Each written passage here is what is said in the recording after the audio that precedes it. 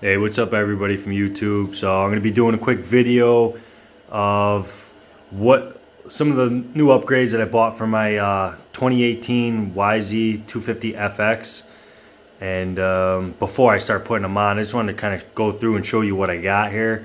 So we'll start down, and I know the camera doesn't do it justice, but these are the Flow yellow plastics from Scrubs. And in the light, they look more like fluorescent green. The camera just doesn't capture the actual color of these plastics or the graphics. But they are really cool, and I wanted to stand out and be a little different. I think once I put these on and put the bike outside and take a new video or picture, it'll really bring it out and do it justice.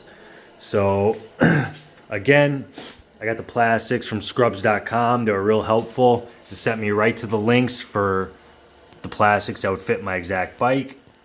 Also the graphics, and which is really cool. The graphics, you can custom do a bunch of things like the fonts, the lettering, your custom number, your name, and they tally everything up. They have some kind of feature where everything tallies up, and the more stuff you add, the more money it is, obviously. Just be careful, it's in euros because it's from Europe, and make sure you click the price to US so you get that accurate amount. So that's that. Those are the plastics and graphics, really high quality stuff, which I really like. And the graphics were exact fit. They were really cool. Not too bad to put on. I had a 2015 yz250fx that I did graphics on, so I was one step ahead of the curve. And Yamaha, like the Yamaha 4-strokes, I'm not gonna lie, they're pretty technical when it comes to putting on graphics. There's a lot of angles, a lot of angles. But like I said, these graphic kit that from scrubs.com, they like fit really well. There's, they're pretty self-explanatory. So moving on. I got some frame, I don't know, it's like grip tape, frame grip tape, and it's gonna go on the frame. I put those on my 450 last year too. They work pretty good, but I'm messing up my frame with my boots, scratching it all up. So I'll probably put these on, and I'm probably gonna put the covers on that I have on my KTM. I'll get those in blue, but I'm just using these for now because I think that works really well. The only thing I don't like about that is it interferes with my Kickstarter. It won't let the spring come all the way back up. But on this bike, there is no kickstart, so I don't have to worry about it.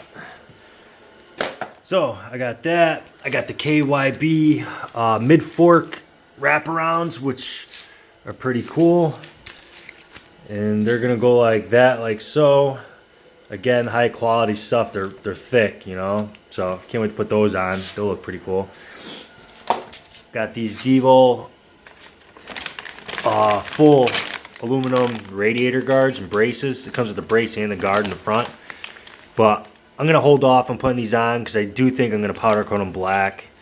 I just can't see myself putting them on like that. Next we got a magnetic oil drain plug, or whatever you want to call it. So I got this from China, and it was like $6.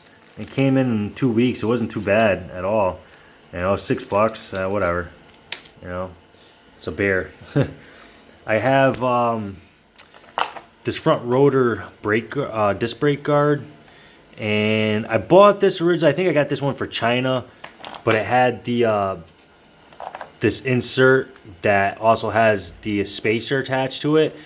And then I happened to see online later they had the Flow yellow from the Chervies, but without the spacer and the attachment in the middle. So I think I'm just going to take that one off of that Chinese one and put it on this because it matches the rest of the bike. So yeah, I'm going to do that one. And I bought these Flow yellow spoke wraps. I got these from China also, and these ones are actually pretty good quality. They're thicker, they match really good with everything, and silly me, I didn't buy from the same person. I bought these black ones for the back, and they were the same price, but they're much thinner. I know you probably can't see it in the film, or sorry, in the video, but the black ones are much thinner. These go like on a bicycle. They're super, super cheap and chintzy. So that's one thing you gotta be careful about ordering on eBay. You never know what the hell you're gonna get, especially from China. So here we got these Motion Pro speed bleeders, and these are low profile. So I'm gonna be throwing these on because I'm messing up my bleeder screws on my handlebars, because the handlebar sits right over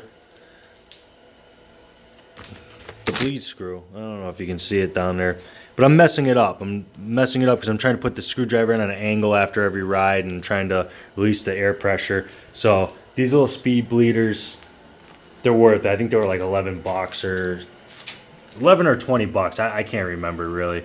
They weren't too bad. I also got these air vent little micro air filters. And the guy who I bought this bike from originally, he did supermoto racing, and he had these on his airbox, which they would go 1, 2, 3, and then like so on the other side. And they looked really cool. And the way he had his bike tuned with the Yamaha tuner was for more airflow and everything like that. And he said it made a big difference.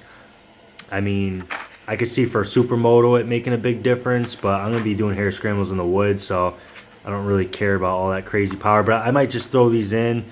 I'm just not sure if I want to mess up the graphics kit. I might do it on the old plastics just as a, or make like a good template to make sure it's perfect. I want it to be perfect if I'm going to do it. Another cool thing on this front fender, it has these cutouts in case you do want to cut those little fins out for more airflow. I'm assuming for the radiator. So when you got the wheel turned, more airflow is going to the radiator. It's good and bad. I think it'd be good for certain instances, but for hair scramble racing, there's so much mud that I'm thinking, I'm not sure if I'm going to cut those out, because the last thing I want is more mud flying up in my radiator, especially with, you know, those braces in there.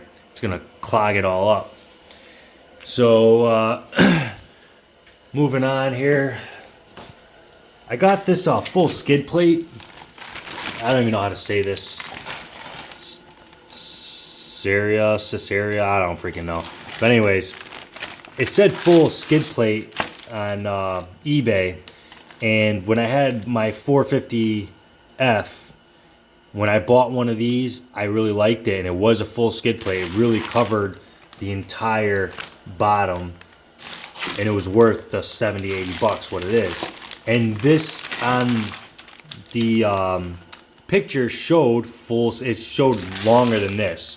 But these 250FXs are weird because they try to retrofit from a 250F. I understand they're probably the same frame, but not everything's exactly the same or bolts up exactly the same, because, like I said, this doesn't look as long as the one from my 450F.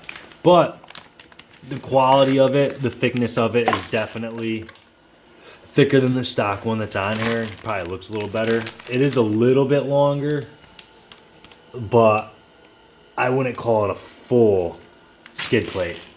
So again, I'm not gonna bitch too much. It is what it is. I bought it, so I'm stuck with it. So those are the things I'm gonna be working on for now. I can't wait to make another video, or at least shoot some pictures of this bike and see what it looks like out in the sun with these plastics. Again, the lighting doesn't do it justice. It's more like a neon green, you know, in the sun. But next things I'm planning on doing are thinking about doing some tubeless, no, not tubeless, some mooses. I want to run some mooses in these tires. Anybody that races and runs mooses, let me know what you think about them. I've heard some good and bad things about them. So I'm definitely thinking about that. Don't really want any pinch flats. And then also a recluse clutch. That's a definite that I'm going to be doing. That's my next purchase. So stay tuned for updates. All right, see you then.